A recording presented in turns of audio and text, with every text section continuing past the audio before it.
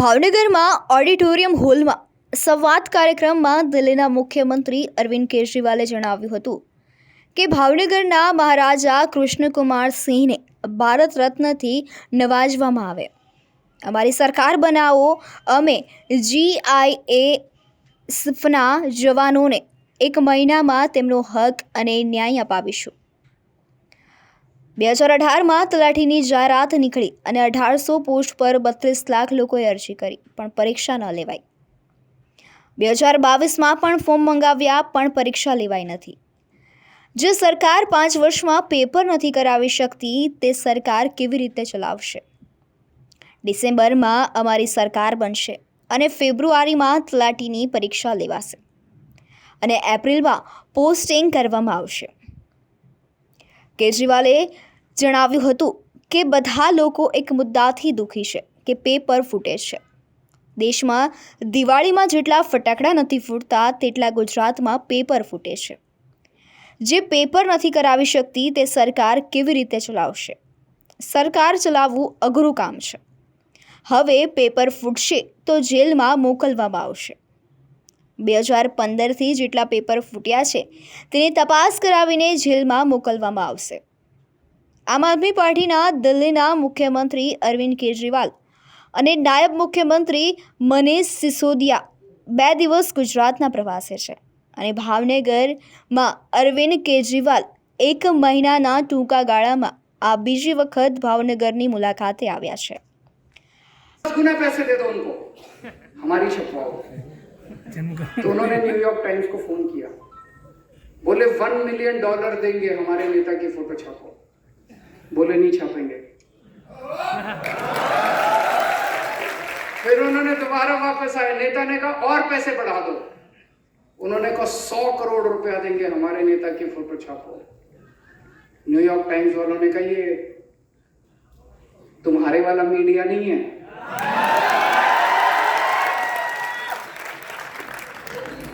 हम बिकते नहीं हैं, हम पैसों में नहीं बिकते. उन्होंने नहीं छापी.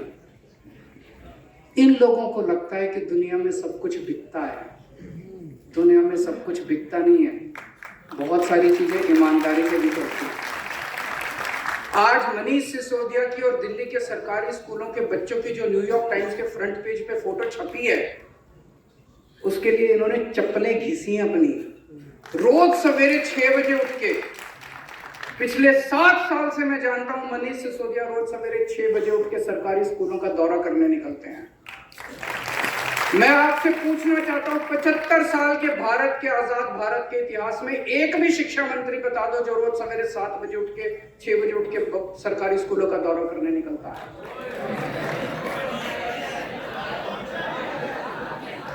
कोई नहीं निकलता. अभी आप लोगों ने कई प्रश्न पूछे, पेपर फूटने के बारे में पूछा, इसका जवाब दूंगा मैं डिटेल में. रोजगार के बारे में पूछा, TET TAT एग्जाम के बारे में पूछा, उसका भी जवाब दूंगा. अभी एक हैंडीकैप भाई ने पूछा क्लरिकल स्टाफ में क्यों नहीं हो सकता. बिल्कुल हो सकता है. हमारी सरकार बनेगी, हम रूल बदलेंगे.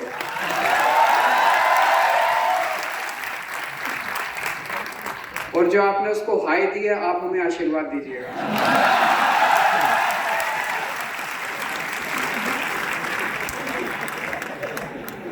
GISF के इतने सारे साथी आए हुए हैं. आप लोग जनता की बहुत सेवा करते हैं.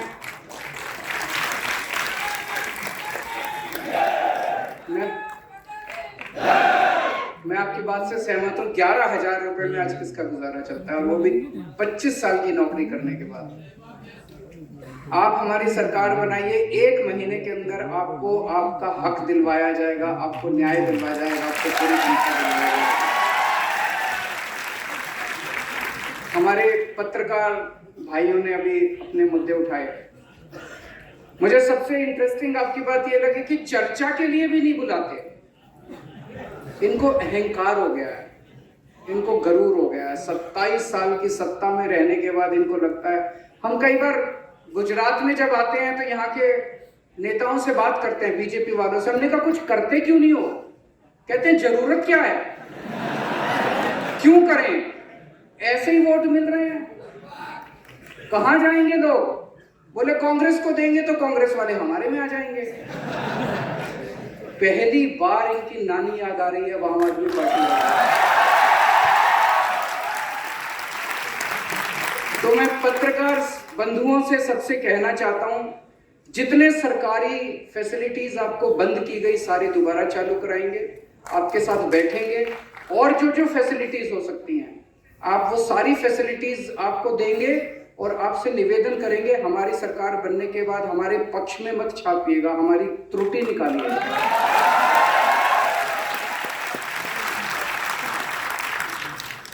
अब सीधा मुद्दे पे आता हूं, मैं पॉलिटिकल बात नहीं करूंगा। 2018 में तलाटी का पेपर हुआ, 1800 पोस्ट थी, 32 लाख लोगों ने अप्लाई किया। आज तक वो पेपर नहीं करा इन लोगों ने, पेपर कराया ही नहीं इन लोगों ने। अभी 2022 में दोबारा एप्लीकेशन फॉर्म मंगाए लेकिन इन्होंने पेपर नहीं कराया। जो सरकार 5 साल में पेपर नहीं करा सकती वो सरकार कैसे चलाएंगे? उनकी सरकार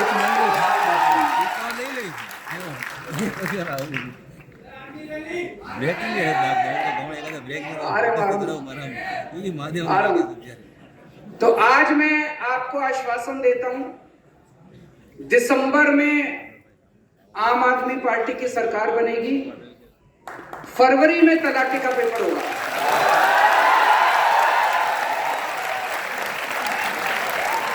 फरवरी में तलाटी का पेपर होगा, अप्रैल तक नतीजे आ जाएंगे और अप्रैल के महीने में जो जो सफल कैंडिडेट हैं उनकी पोस्टिंग हो जाएगी।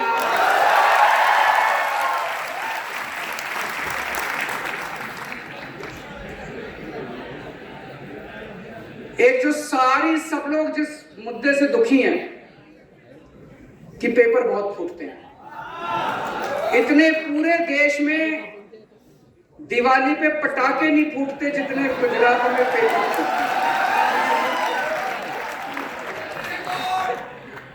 मैं अभी लिस्ट पढ़ रहा था, 2014 में चीफ ऑफिसर का पेपर फूटा, 2015 में तलाटी का पेपर फूटा, 2016 में जिला पंचायत तलाटी का पेपर फूटा, 2017 में 12वीं का बायोलॉजी का पेपर फूटा, 2017 में जीटीयू का सिविल इंजीनियरिंग का पेपर फूटा, 2018 में टेट का पेपर फूटा, 2018 में मुख्य सेवी का पेपर फूटा, 2018 में नायब चिटनीस का पेपर फूटा, 2018 में लोक रक्षक का पेपर फूटा, 2018 में बिन सचिवालय क्लर्क का पेपर फूटा, 2018 में बीएड का पेपर फूटा, 2021 में हेड क्लर्क का पेपर फूटा, 2021 में सौराष्ट्र यूनिवर्सिटी इकोनॉमिक्स का पेपर फूटा, 2022 में वन रक्षक का पेपर फूटा, 2022 में पीजीवीसीएल जूनियर असिस्टेंट का पेपर फूटा, 2022 में 7वीं क्लास का पेपर फूटा, साउथ गुजरात यूनिवर्सिटी पेपर फूटा, 2022 में 10वीं का हिंदी का पेपर फूटा।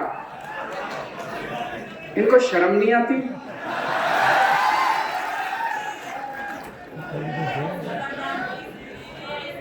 इनसे पेपर नहीं होते, ये सरकार कैसे चलाएंगे? आप लोग क्यों वोट देते हो इनको? ऐसे लोगों को क्यों वोट देते हो जिनसे पेपर नहीं होते? वो सरकार कैसे चलाएंगे? सरकार चलाना बड़ा मुश्किल काम है, इनसे पेपर नहीं होते, आपने इनको इतनी बड़ी जिम्मेदारी दे दी। कोई जेल गया क्या आज तक पेपर फूटने की वजह से? अब जेल जाएगा, अब जेल जाएगा। मध्य प्रदेश में तो व्यापम घोटाला हुआ था, ये तो महाव्यापम घोटाला चल रहा है।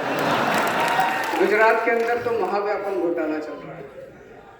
मनीष सिसोदिया ने कोई गलत काम नहीं किया, झूठा केस बना के सीबीआई इनके यहाँ भेज दी, लेकिन आज तक पेपर फूटने वाले के यहाँ किसी के यहाँ सीबीआई नहीं गई। सीबीआई की रेड कोई सीबीआई क्यों? वो सारे इन्हीं के लोग हैं जो पेपर फोड़ते हैं। तो हमारी सरकार बनेगी, कानून लेके आएंगे, पेपर फोड़ने वालों को कम से कम 10 साल की सजा होगी। और 2015 के बाद से जितने पेपर फूटे सबके केस खोले जाएंगे, सबकी इंक्वायरी दोबारा कराई जाएगी और सबको जेल भेजेंगे। जितने पेपर फोड़े इन्होंने, सबको जेल भेजेंगे पेपर फोड़ना। अब खबरदार, दिसंबर के बाद अगर किसी ने गुजरात में पेपर फोड़ा।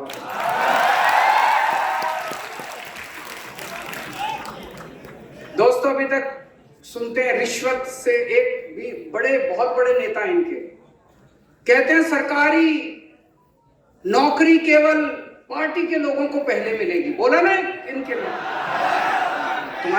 तुम्हारे पिताजी की है सरकारी नौकरी। सरकारी नौकरी किसी पार्टी की नौकरी नहीं है, गुजरात के बच्चों की नौकरी है, गुजरात के युवाओं की नौकरी है। हर सरकारी नौकरी पे गुजरात के युवाओं का अधिकार है। पूरा ट्रांसपेरेंट तरीके से किया जाएगा, सारा प्रोसेस चेंज किया जाएगा और हर नौकरी जो है वो अच्छे तरीके से दी जाएगी। अब मैं आपको भर्ती कैलेंडर सुना रहा हूं। आम आदमी पार्टी की सरकार बनने के बाद कौन सा पेपर कब कराएंगे, नोट कर लीजिए अगर आपके पास है तो, नहीं तो अपने फोन में लिख लीजिए।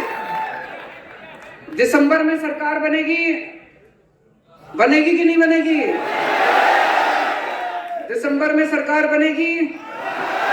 फरवरी में तलाटी का पेपर होगा। अप्रैल में नतीजे आने के बाद सबकी पोस्टिंग हो जाएगी। मई में वहां पे 2-3 हमारी बहनों ने टेट के बारे में बात की।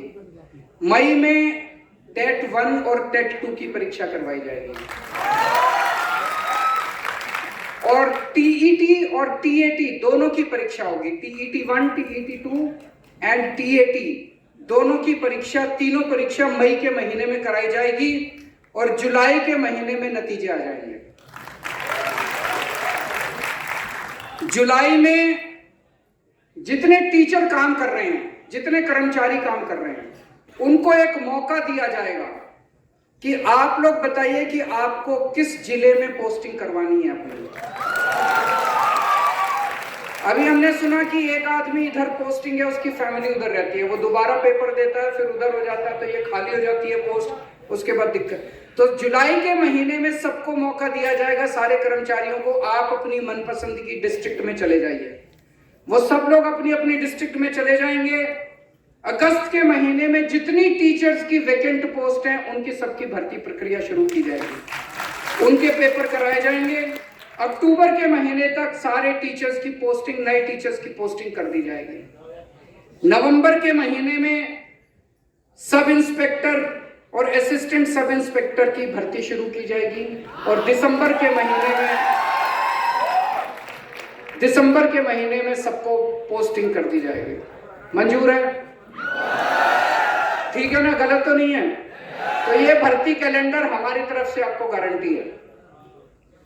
दूसरा, दिल्ली में जैसे अभी मनीष सिसोदिया जी ने बताया, हमने 12 लाख बच्चों को रोजगार दिलवाए हैं पिछले कुछ सालों में।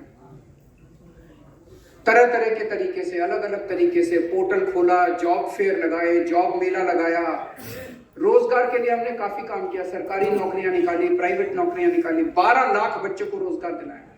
तो रोजगार दिलाना आता है हमको, हमारी नीयत भी साफ है। तो मैं गारंटी देता हूं, गुजरात के हर युवा को हम 5 साल के अंदर रोजगार दिलाने की कोशिश करेंगे। 5 साल के अंदर हर युवा को। लेकिन जब तक रोजगार नहीं मिल जाता, तब तक बेरोजगार युवा को 3000 रुपए हर महीने बेरोजगारी भत्ता दिया जाए। कल मैं किसी से बात कर रहा था, वो कह रहा था पैसा कहां से आएगा। फिर मैंने उसको 2 आर्टिकल दिखाया। मैंने कहा देखो, ये 2 स्कैम बंद हो गए तो बेरोजगारी भत्ते का सारा पैसा आ जाएगा।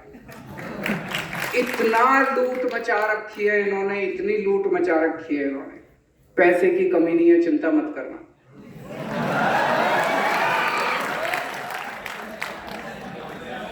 अगला पॉइंट, 10 लाख सरकारी नौकरियां निकालेंगे। 10 लाख।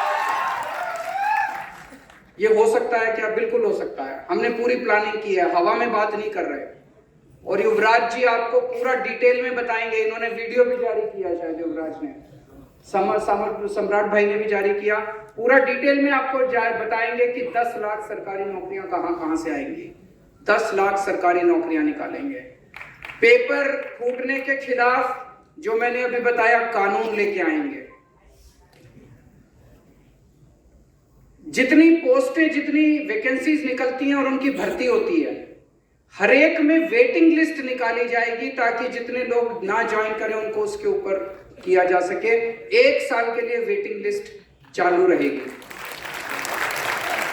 पहले बड़े पदों के ऊपर भर्तियां की जाएंगी, उसके बाद छोटे पदों के ऊपर भर्तियां की जाएंगी ताकि वैकेंसीज ना रह सके।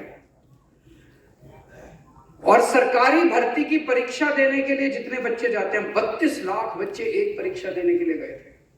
जब वो बच्चे परीक्षा देने के लिए जाते हैं, उस दिन उनका बस का आना और जाने का किराया फ्री होगा।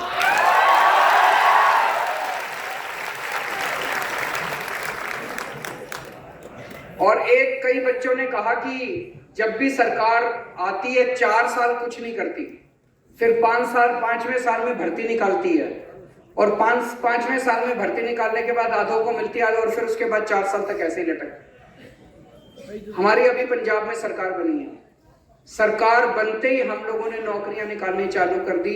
26,000 बच्चों को अभी नौकरियां देने वाले हैं, 36,000 बच्चों को पक्का करने वाले हैं। जैसी हमारी सरकार बनेगी, मैंने आपको भर्ती कैलेंडर बता दिया, पहले साल से ही आपको सारी भर्तियां चालू हो जाएंगी।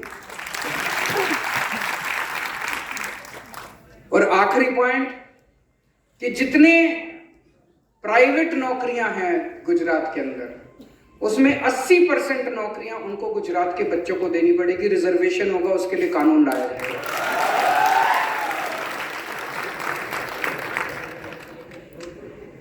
आपसे पूछना चाहता हूं, मैं आज दिल्ली का सीएम गुजरात के युवाओं से बात करने के लिए आया। कभी गुजरात के सीएम ने गुजरात के बच्चों से ऐसे आमने सामने बैठ के बात की क्या? मैं उनसे निवेदन करता हूं अब 3 महीने रह गए, इन 3 महीनों में एक बार तो चर्चा कर लीजिए अपने बच्चों के साथ। एक बार तो अपने बच्चों के साथ चर्चा कर लीजिए। और ये इन लोगों ने मीडिया को खूब डरा रखा है। मीडिया वाले लोग बहुत अच्छे हैं। मीडिया को इन्होंने खूब डरा रखा है। सारे मीडिया को उन्होंने ऑर्डर जारी किया हुआ है कि किसी भी डिस्कशन में आम आदमी पार्टी वालों को नहीं बुलाना। अखबारों को कहा हुआ है कि आम आदमी पार्टी की खबर नहीं छपनी चाहिए। तो मैं आज गुजरात के युवाओं को अपील करना चाहता हूं, अपने अपने सोशल मीडिया को उठा लेना और ये वाला चुनाव सोशल मीडिया के ऊपर लड़ेंगे।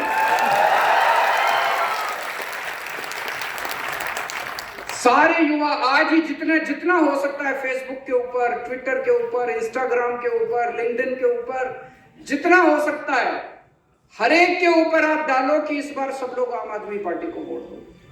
जैसे हम लोगों ने दिल्ली बदली, फिर पंजाब बदल रहे हैं, आप सबके साथ मिलकर गुजरात को भी बदलेंगे, नया गुजरात बनाएंगे। जो मेरे को लग रहा है गुजरात एक बड़ा बदलाव मांग रहा है। 27 साल में इन लोगों से तंग आ गया है गुजरात एक बड़ा बदलाव की तरफ जा रहा है। हम सब मिलके अब एक नया गुजरात बनाएंगे। भारत माता की।